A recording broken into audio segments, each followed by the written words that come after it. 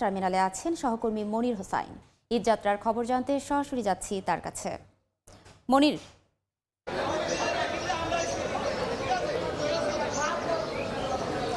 শুরু হয়েছে ঈদযাত্রা। ঢাকা ছাড়তে শুরু করেছেন নগরবাসী। তবে আজকে সকাল থেকে শুরু হলেও ঈদযাত্রা বাস কাউন্টারগুলো আমরা কিছুটা ফাঁকা দেখেছি সকাল থেকেই, যে ঈদযাত্রা, এবং সকাল থেকে আমরা মহাখালী দেখেছি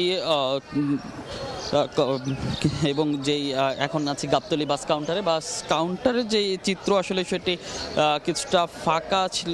তবে বেলা বাড়ার সঙ্গে সঙ্গে কিছুটা যাত্রী বেড়েছে এবং যে পরিবহন সংশ্লিষ্টরা আছেন তারা বলছেন যে আরও বেলা বাড়ার সঙ্গে সঙ্গে কিংবা আরও দু একদিন পর যাত্রীদের এখনকার যেই চাপ, এই চাপটা আরও কিছুটা বাড়বে। যেহেতু সরকারি ছুটি শুরু হবে সেক্ষেত্রে আসলে বাড়বে, এবং আরও কিছুদিন পর গার্মেন্টস যখন ছুটি হবে তখন আসলে তারা বলছেন যে তাদের যে কাঙ্ক্ষিত যাত্রী তারা তখন পাবেন। এখনও আসলে আমরা যেটি দেখছি কাউন্টারগুলোতে এখনও যাত্রীরা আসছেন, টিকিট কাটছেন এবং তারা স্বাচ্ছন্দ্যে যাচ্ছেন। এবং আমরা যাত্রীদের কাছে জানতে চেয়েছিলাম যে কোনো ধরনের ভোগান্তি কিংবা তারা, কিন্তু দু একজন অবশ্য কিছুটা ভাড়া বৃদ্ধির অভিযোগ করলেও অধিকাংশের সেই ভোগান্তির কিন্তু কোনো অভিযোগ নেই এবং তারা বলছে স্বাচ্ছন্দ্যেই তারা আসলে বাড়ি ফিরে যাচ্ছেন।